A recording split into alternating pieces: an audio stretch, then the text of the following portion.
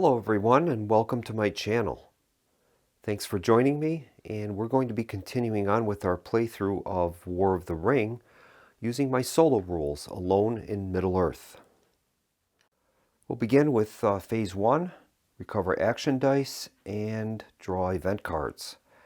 Alright, the Free Peoples moved the Fellowship last turn, so that will entitle them to use Gandalf's bonus die. And then they'll also recover 2 extra dice, or 3 extra, so a total of 4 with the Nara die. Shadow player has a total of 7 dice, and because the Free Peoples moved the Fellowship, they will have to eventually place at least 1 die in that hunt box, but we'll wait until Phase 3. The Free Peoples player draws 3 rings for the Elven Kings. Every little is a gain, and Saruman is a neighbor. And this gives us a total of 5 standard cards and 3 faction cards. Shadow player will draw his cards. He has a total of 3 standard cards and 2 faction cards. Phase 2 is the Fellowship phase. Fellowship's last known position is still in Rivendell, but the Fellowship track now is at 2. Gandalf is currently the guide, and we'll keep him as the guide, and that will entitle us to use that Nara die of his. Phase 3 is hunt allocation. We'll consult table A and roll 2d6. +1 modifier is active. Roll is a 10, and that is modified to an 11, so the Shadow is going to place 3 dice into the hunt box.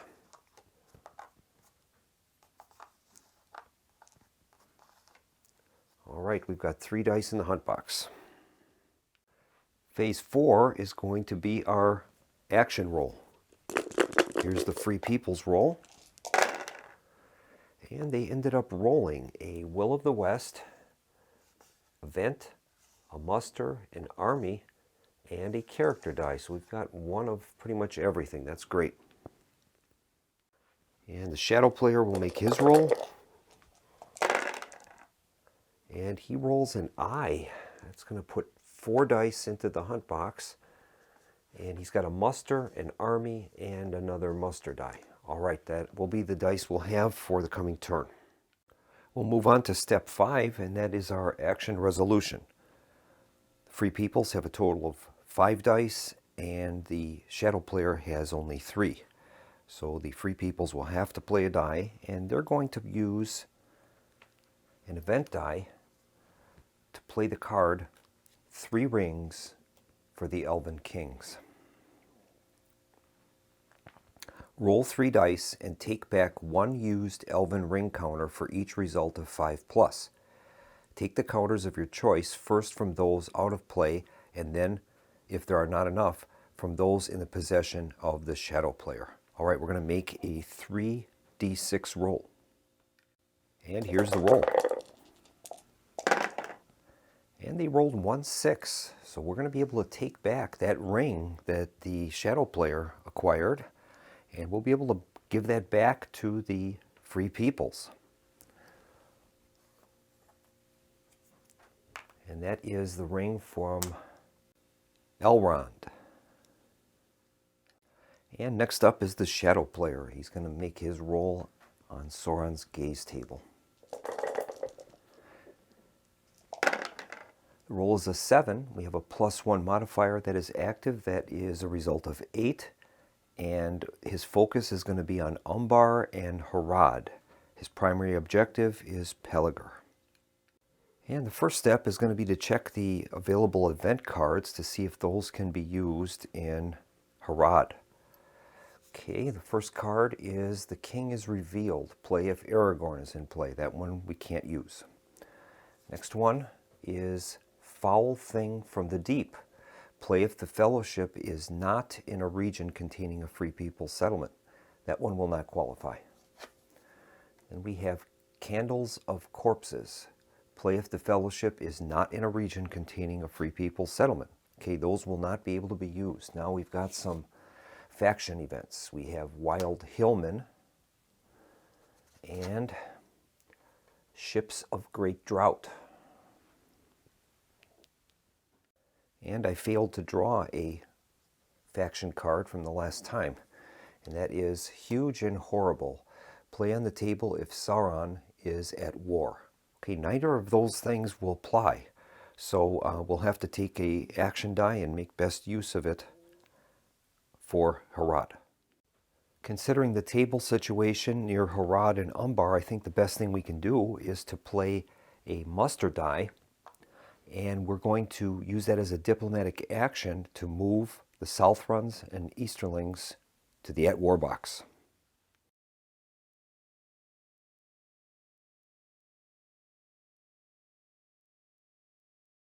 Now we're back to the Free Peoples player, and I think they're going to play another event card. This time they're going to use a muster die to play the card Every Little is a Gain. Recruit one Gondor regular unit in each of Pelagar, Lasamark, and Laemden. Then draw one strategy event card. So we'll add a regular to Pelagar, Lasanark, and Laemden. And then we're going to draw another strategy card. And the strategy card is revealed to be Imrahil of Dal Amroth. Recruit one Gondor unit, regular or elite, and one Gondor leader in Dal Amroth. That's a great card. All right. And now it's the Shadow player's turn. He has 2 dice left. Here's the roll in the gaze table, +1 modifier. Roll is a 5, that's modified to a 6, and that's going to be Moria Dal Guldur. And considering the situation in Moria and Dal Guldur, I think our best bet is to play a muster die and use that as a diplomatic action to place Sauron at war.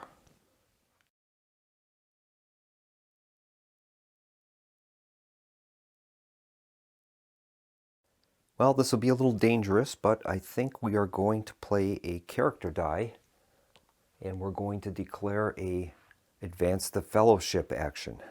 Now there's 4 dice in the hunt box.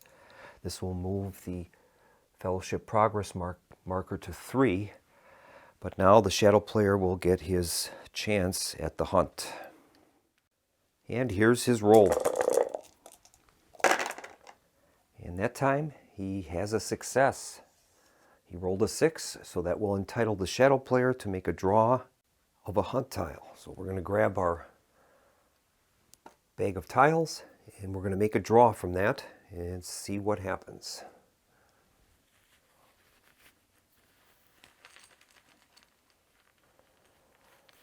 And the Shadow player draws 0 hunt damage, but the Fellowship has been revealed. All right, so the progress marker is going to be flipped to its revealed side, and now the Fellowship can spend a total of 3 movement points to move on the board. And I think with this, considering this situation, we're going to move 1, 2, and 3 into Goblin's Gate. That is going to reduce the progress marker down to 0, but the Fellowship is now revealed. And now it's the Shadow player's turn. He's down to his last die, so we won't be using Sauron's gaze table, and we're going to make a selection that would be used anywhere on the board to best effect. Now we have no event cards that we're able to play with that army die, so it looks like we're going to be using that on the map. And I think what we're going to do is we'll play that army die, and we're going to declare that we're moving 2 armies. I think our first army is going to be this Southrun army. We'll move that from Far Harad to Near Harad. Second army move will be this first army from Minas Morgul. We're going to move that into South Ithilien. And that is going to complete the action dice for the Shadow player. Free Peoples player are up next, and they are going to, I think, use their Will of the West die and play that as a character die, and they are going to hide the Fellowship. So we'll be able to flip that counter over from revealed back to hidden. All right. And for the last die that the Free Peoples have, they have an army die. I think what we're going to do is a special action from Peregrine. He has a special ability, says Messenger of Elrond. If Peregrine is in a North city, you may use any action dice to activate the North nation and advance it one step on the political track. Well, he's currently in the Shire, so that will allow us to activate the North and move them one step on the diplomatic track. So the North is activated, and we're going to move that one step down the track. And that is going to bring Phase 5 to a close.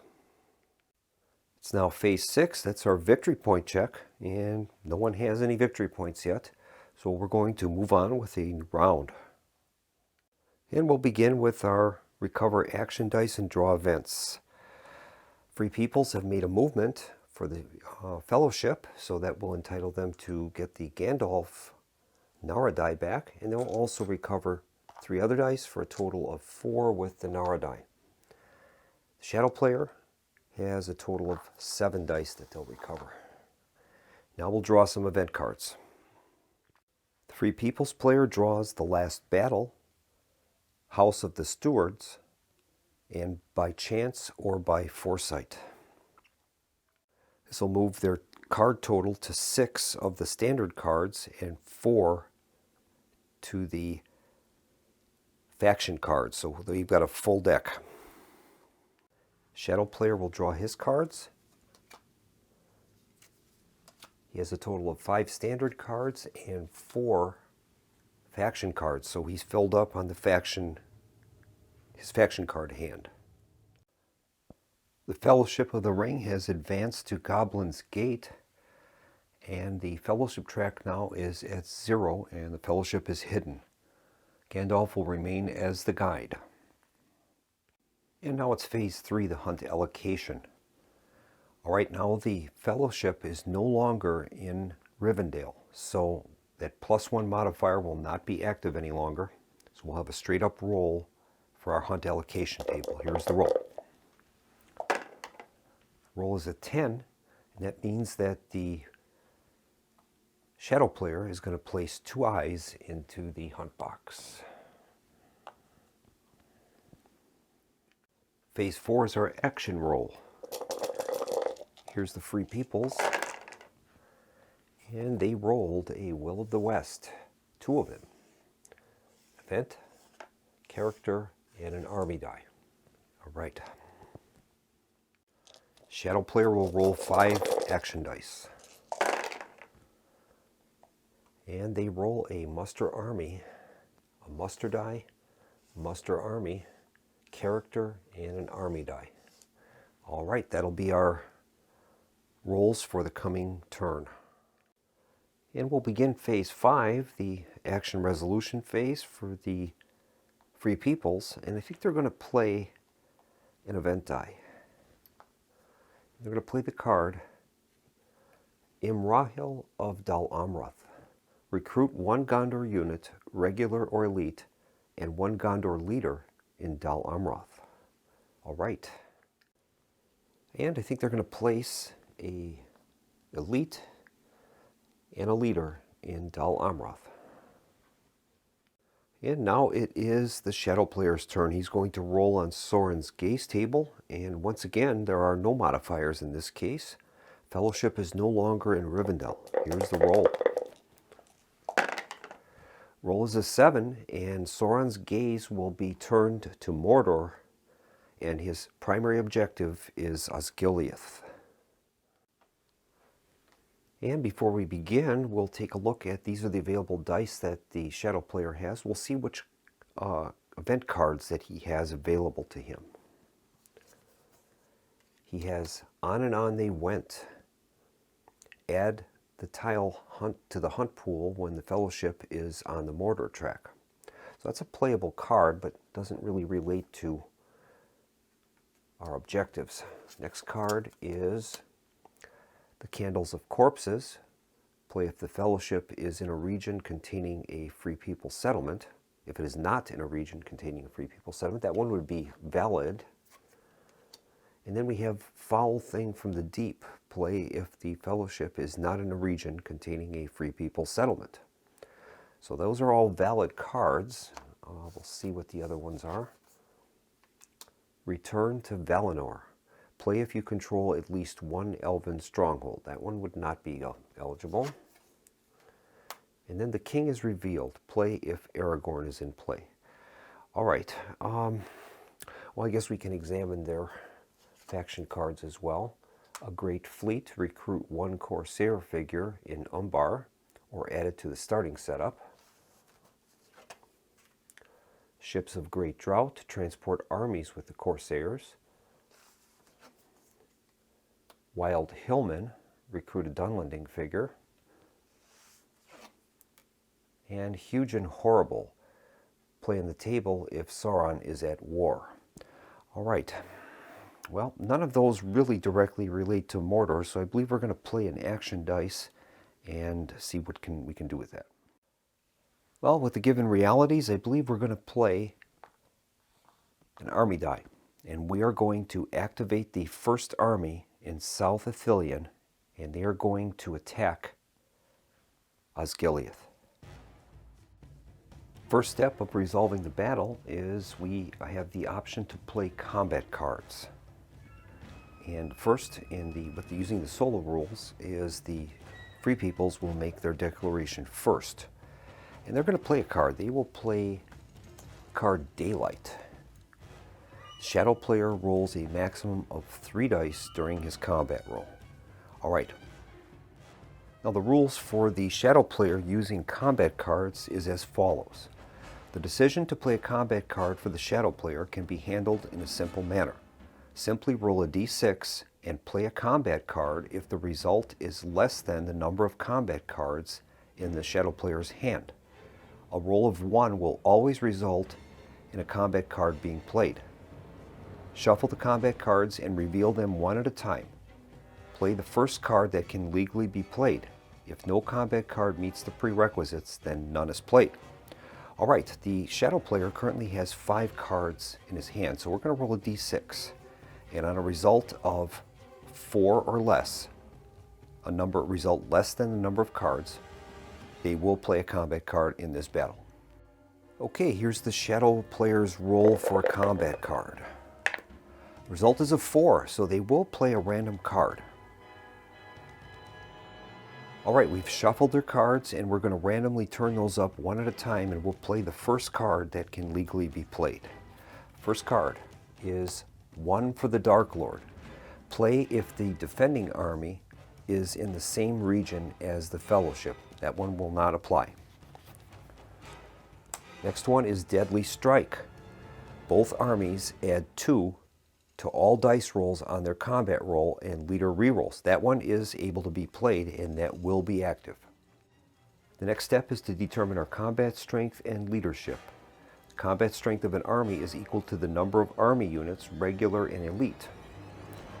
Now we have the Gondorian forces. They have 2 regulars in there. That will entitle them to a combat strength of 2, so they're going to get 2 dice. The Shadow player has a total of 10 units, 1 elite and 9 regular Sauron units. Normally that would entitle them to a total of 5. You max out at 5 is the maximum amount that you can have, but the combat card played by the Free Peoples is Daylight. The Shadow player rolls a maximum of 3 dice. So that'll entitle them to a total of 3 combat dice. The leadership value of each army is equal to the number of leaders, or Nazgul. And in this case, neither team has a leader there. There are no Nazgul in the first army. So we'll have no leader rerolls. All that remains now is we're going to roll our combat dice. Now, a hit in combat is normally generated on a result of 5 or 6. Now, the defending forces here, the Gondorians, are in a fortification in Osgiliath. During the first round of combat, the opponent his dice will only hit on a result of 6. The Gondorian forces will hit on a 5 or 6. Now that Deadly Strike card is active, so both armies are going to add 2 to the result. And we'll make our roll. And here's the roll. All right, we're going to modify these dice results by +2. So the Free Peoples would have scored 4 and a 4. Those would be misses. However, the Shadow player would score a total of 6 there and a 6 here. So he's going to get 2 hits. And that's going to wipe out both of the defending forces in Osgiliath. And so those are removed from play. Those will go into the box. And now Shadow player can advance into Osgiliath. The Shadow army is going to advance and occupy Osgiliath. So the entire force will move into Osgiliath. But I'm going to have 1 orc regular remain in South Ithilien. And the reason I'm doing that is as these forces kind of move around, occasionally other things can slip behind you. And that's how fortresses can be taken, that are ungarrisoned. So I always like to leave at least kind of 1 behind as a line of communications. So we've moved into Osgiliath with an elite and 8 regular units. Now that attack by the Shadow player is going to have some diplomatic effects on the target of their attack, in this case Gondor. The attack is going to, first of all, activate Gondor and also move them 1 space on the diplomatic track. Now, since this territory that they occupied is not a town, city, or stronghold, they don't gain an additional movement on the track. But if they were to capture a town, city, or stronghold, that would also move an additional point down on the political track, in addition to the attack of their forces. Free People's player is up next, and I think they're going to activate the Fellowship of the Ring for movement. So they're going to play a character die, and then that is going to move the Fellowship progress marker 1 space on the track. And then we're going to roll for the hunt. The hunt box contains 2 eyes. So they'll be rolling 2 dice for the test. And here's the roll. He rolled a 1 and a 3, so that's a failure. We're going to add this dice to the hunt box, and that would modify any future rolls. Now we'll move back to the Shadow player. Shadow player will make his roll for Sauron's gaze. Roll is a 9, and that's going to be Isengard. All right. And I think what we'll do is we're going to play a muster die. And Isengard is going to use a diplomatic action to move to the at war box.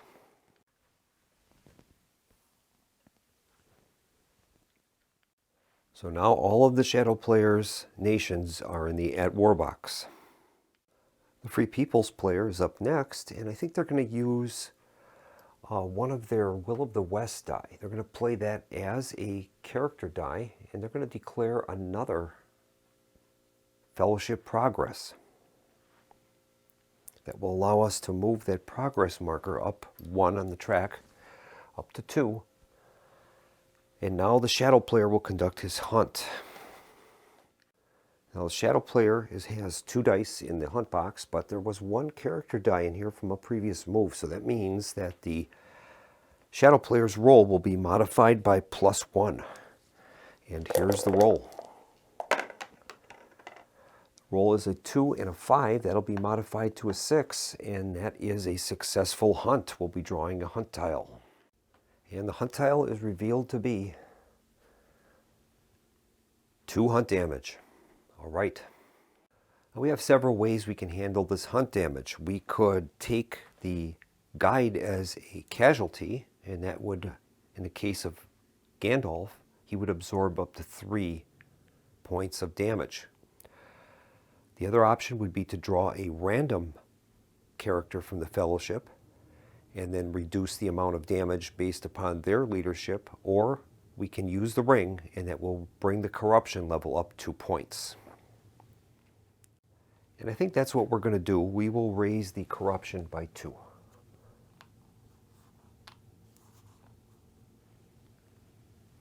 All right. Next up is the Shadow player, and we'll make a roll on Sauron's gaze table. Roll is a 6, and that is going to be Moria Dal Guldur, and the primary objective is Lorien. I've checked the available event cards. None of those really apply to the Dal Guldur Moria region. So I think what we're going to do is we're going to play a muster army die. And we're going to activate that second army, and they are going to attack Lorien. The second army consists of a Nazgul, an elite, and 6 regular Sauron armies.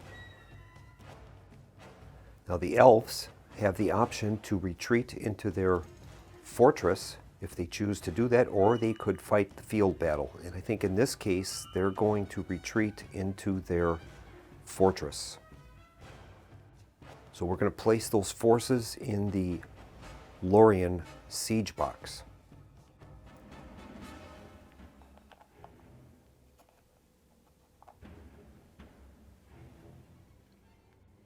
So that shadow army is going to move into Lorien and lay siege to the fortress there, and we're going to mark that the fortress is still controlled by the Fellowship, so we'll put a Fellowship control marker there.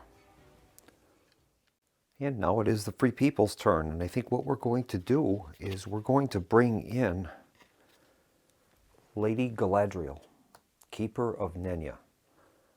We're going to play a muster die, and it reads, if Sauron or the elves are at war and Lorien is unconquered, you may use a muster action die result to play Lady Galadriel in Lorien. Now what she's going to be able to do is Valor of the Elven People.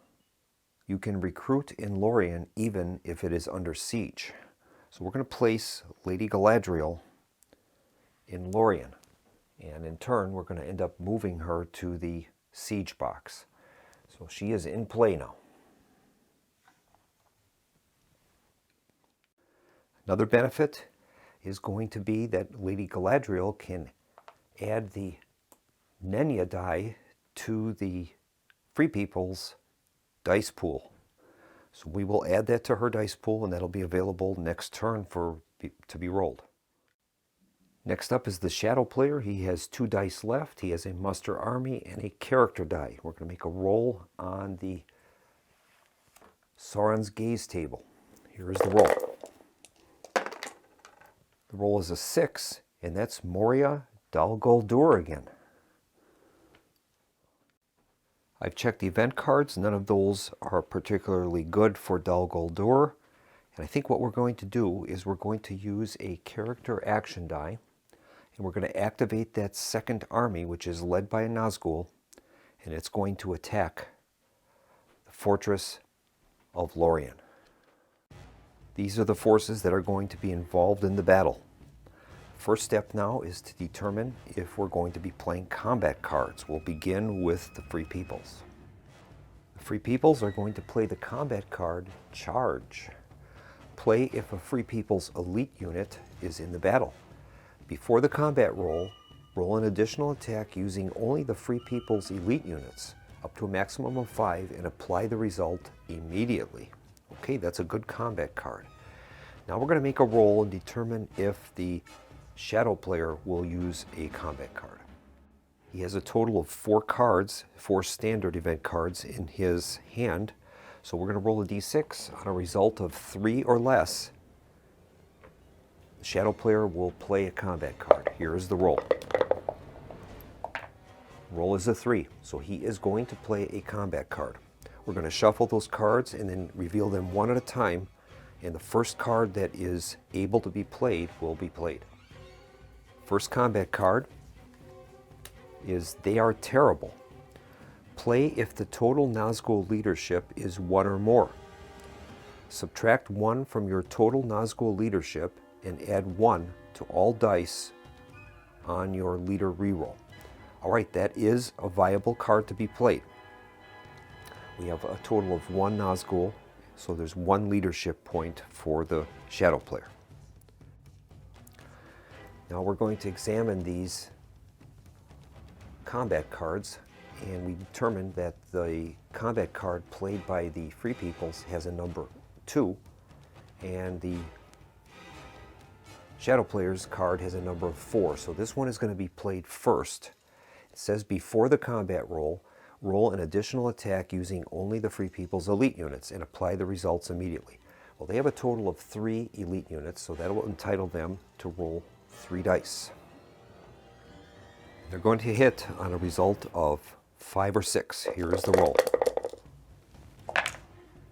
Unfortunately, they have no hits, so that card has been consumed with no result. Okay, the next step is to determine our combat strength. And each team is going to gain 1 point of combat strength for each unit that they have in their army. So the Free Peoples will have a total of 4, so we'll give them a total of 4 dice.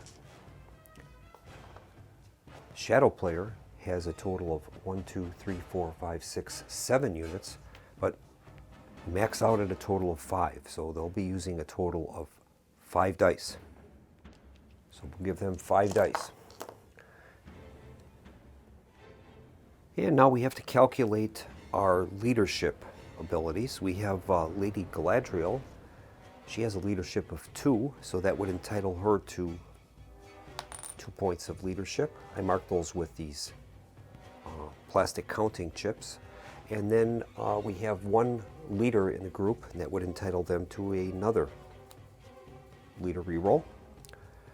And the Shadow Player has only 1 Nazgul leading that army, so he's going to get 1.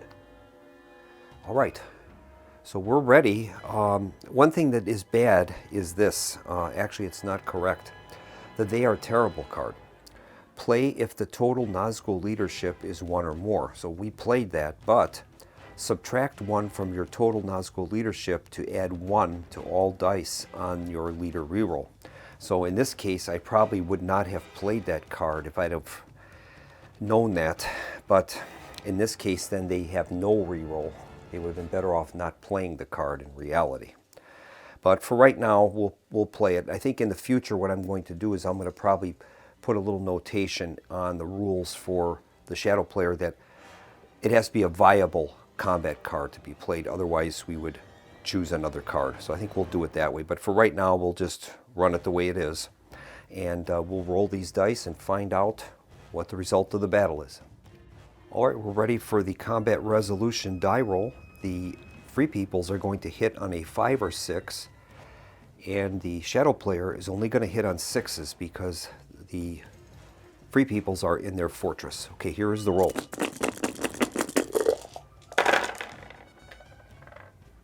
All right. The Shadow Player has no hits. They have none. The Free Peoples have 1 hit. I'm sorry, 2 hits. They have 2 hits. Now they have 3 rerolls that they're entitled to, so that would allow them to reroll at least these 2 dice, and we'll do that. And they produce 1 additional hit, so the elves have won the battle, and they've inflicted 3 hits on the Shadow. And I think we will solve that by removing 3 regulars, and those will go into the force pool. The Shadow Player always has his forces put back and are available, so we'll place those in the Sauron's force pool. And now the Shadow Player can decide whether he wants to continue the attack or not. He would have to expend this elite unit, changing that to a regular, and then he would be able to continue the attack. I think he is going to discontinue the attack, and we'll wait till we get some reinforcements there. So that is the battle. And now it's the Free People's player. They have one die left, and they're going to play this army die. And I think what they're going to do is they are going to move armies. And that allows them to move two different armies. And I think what they'll do is they're going to move this force in Rivendell into Fords of Brunnen, where the Nazgul is. And a second army movement is going to be in Gondor. And they're going to move the forces in Dal Amroth to Langdon. It builds up a sizable force there. All right, and that is the end of the Free People's action dice. We have one die left for the Shadow player. And as this is the final die for the round for the Shadow player, he's going to play a muster army die. And we're going to play that as a muster die, and I believe we are going to bring in a faction. And I'm going to bring in the Corsairs of Umbar. That says, if Southron and Easterlings are at war, you may use one muster or recruit faction die to bring in the Corsairs into play. So that's what we're going to do. Flip that over. And it starts out with 3 of those will be placed in Umbar. So we'll place 3 of the Corsairs in Umbar.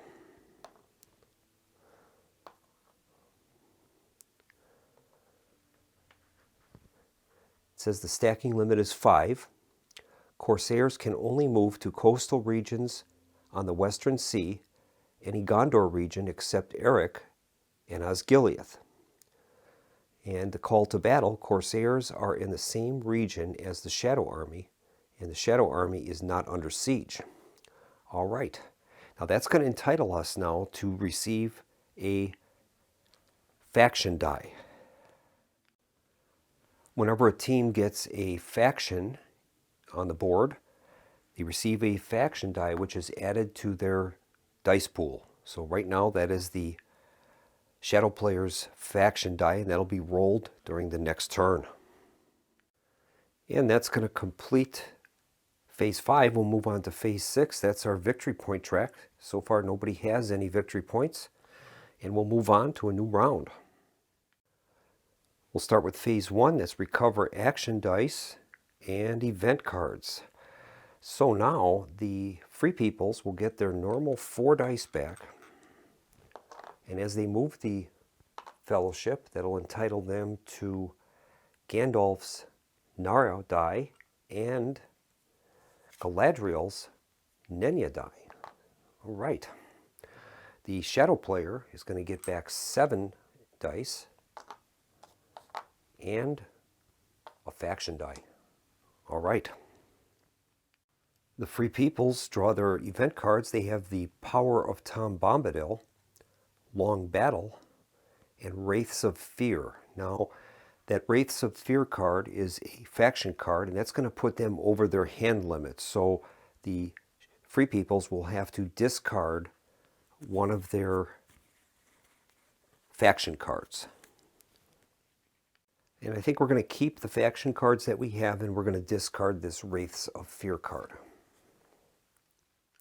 The Free People's player now have 5 standard event cards and 4 faction cards. Shadow player will draw their cards. They have a total of 5 standard events, and they are going to be over on their faction events, so we'll have to examine those and discard one of them. And the Shadow player is going to discard the faction event Huge and Horrible. Next up is the Fellowship phase. The Fellowship progress track is at 2. The Fellowship is currently hidden. And they're currently located in Goblin's Gate. Now they've taken 2 points of corruption. And I think we're still going to go with Gandalf the Grey, and that's going to give us that extra dice that he has, the Nara die, for use during the turn. And now it's Phase 3, Hunt Allocation. We'll consult Table A and make a roll. The roll is a 9, and that will be 2 dice will be placed into the hunt box. So the shadow player is going to place 2 eyes in the hunt box. All right. All right, now it is phase 4, and we're going to make our action roll. Now the Free Peoples have 2 special dice in here. We can only play one of them. So after the roll, we will have to choose either Gandalf's die or Galadriel's die to play. Okay, here is the roll.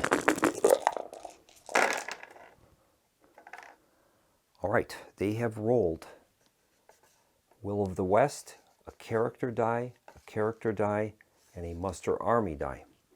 Now the other 2 dice are an eye with an asterisk or a character die. Now the rules for choosing a special die result say that if a player rolls more than 1 special action die during an action roll, he must select 1 die result among those he produced with the roll and discard the others until next turn. The player will use the chosen result normally. However, if the dice rolled produce an eye result, the player must choose the eye result and discard the other.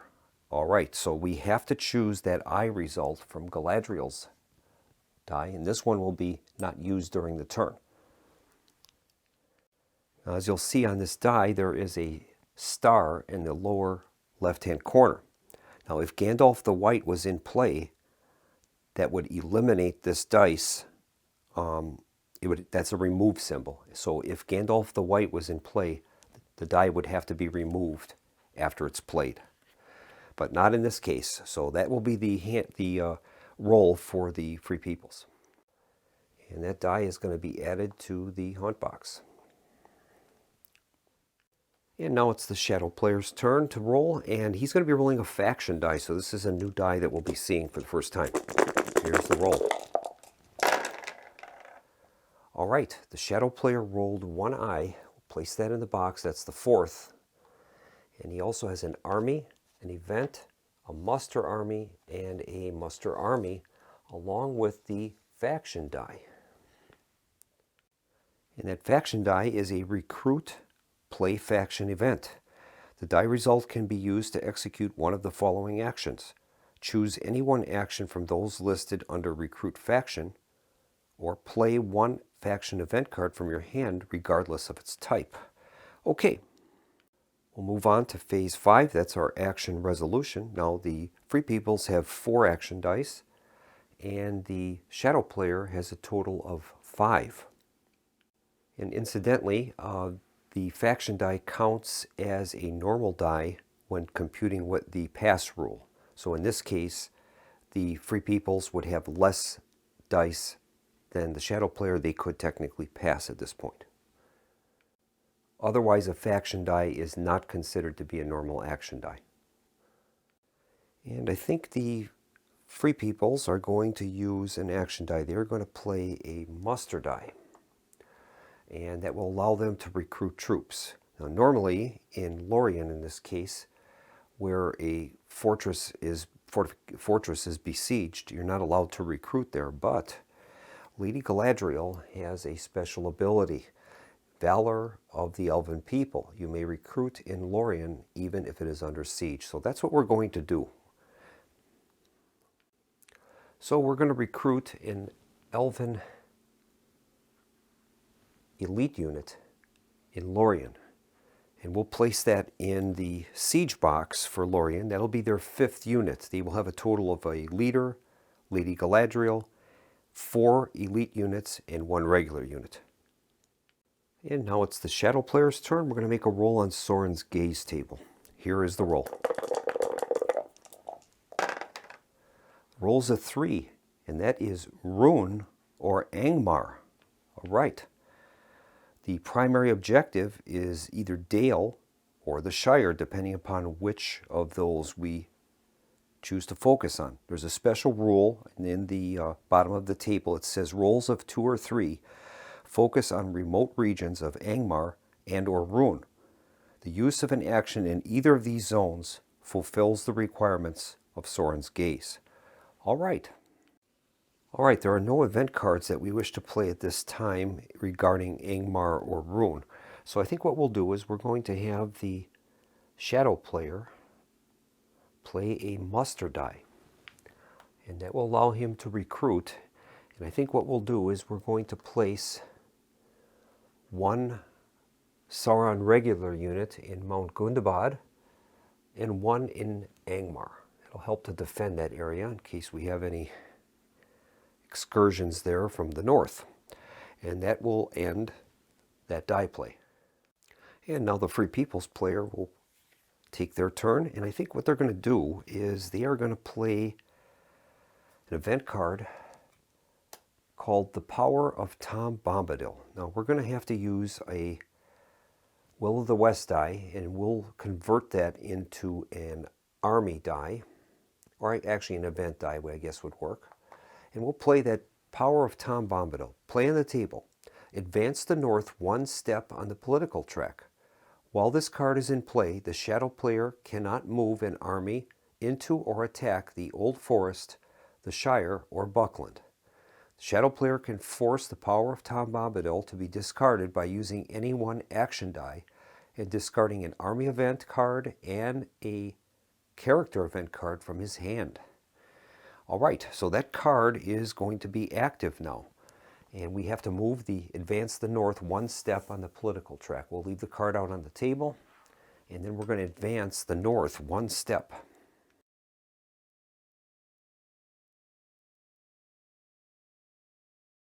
Shadow player is up next, and we'll have him roll on Sauron's gaze table.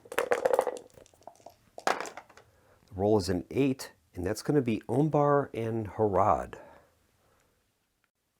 And I believe Harad is going to use an army die. And they are going to make an army movement. So that'll entitle us to move 2 armies. You can never have more than 6 units in an army. So we're going to move from near Harad to Harandor. We'll move in 3 units. That'll bring this total up to 10. And that would be one of our army moves. We have one more available. And for the second movement, I believe we're going to move these forces in South Rune, and we'll move them into East Rune.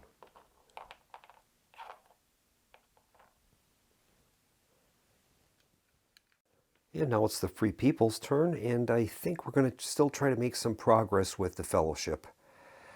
They have, there's 4 dice in the hunt box, however, but we're going to play a character die, and we're going to make a Fellowship advance the Fellowship action. That'll move the Fellowship progress track marker to 3.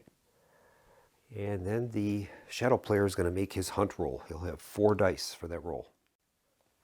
And we do have 1 character action die left. And that's kind of the reason I'm risking this, is in the event that the Fellowship their location is uncovered, we still have a character action die that we can use to hide the Fellowship. So here's the roll. And that was a failure. 2 4s, a 3, and a 2. So the shadow player did not find the Fellowship. We'll place that action, character action die in the hunt box, and we'll move on to the shadow player turn. Shadow player is up next. He has 2 standard action dice, an event and a muster army, along with a faction die. Here's the roll. He rolled a 12, and that is the hunt. All right. Sauron's focus is on the hunt. We'll read through the objectives for that. And the first one is an asterisk, and it says, attempt to bring the Witch King, Chief of the Ringwraiths, into play, if possible. All right. And the requirements for that card are, if the Fellowship is not in an unconquered Free People stronghold, you may use a muster action die result to play the Chief of the Ringwraiths in the region containing the Fellowship, or to replace the Black Captain in his current region. Well, we will do that. We're going to play a muster army die, and we're going to bring in the Chief of the Ringwraiths. Now his model is going to be placed in the same location as the Fellowship. So we will place that in that same location. And what he does is several things. Spear of Terror. If the Chief of the Ringwraiths is in the region with the Fellowship, when you play a character event card, you may immediately draw another character event card. And his other action is he sees, he knows. If the Fellowship is declared in a region which is not unconquered, Free People's Stronghold, you may move the Chief of the Ringwraiths to the region containing the Ringbearers. The Chief of the Ringwraiths is not a minion for the purpose of playing Gandalf the White. All right.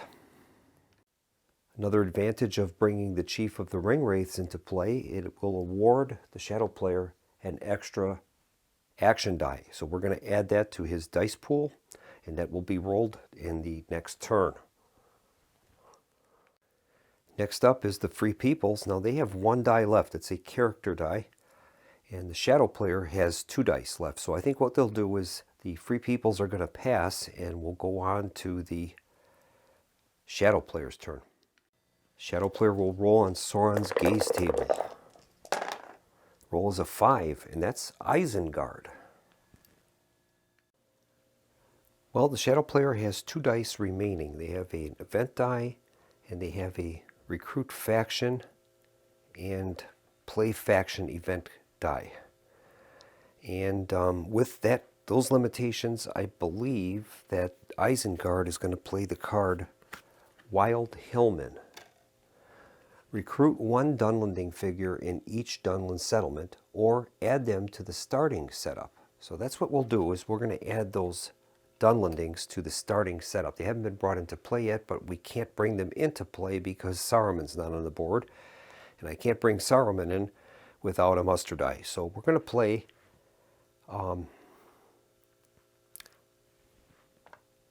that faction die, and that will allow us to play the faction event. So there's a total of 2 Dunland settlements, and that will allow us to add 2 Dunlandings to that faction card. Free People's player have 1 die left. It's a character die. And they're going to use that to separate companions from the Fellowship. And I think we're going to separate from the Fellowship Boromir, Merry, and Legolas. So they've been separated from the Fellowship, and we'll have to remove their cards and their tokens from the Fellowship. So we'll get rid of those. That'll be Merry, Legolas, and Boromir. We'll get rid of their tokens.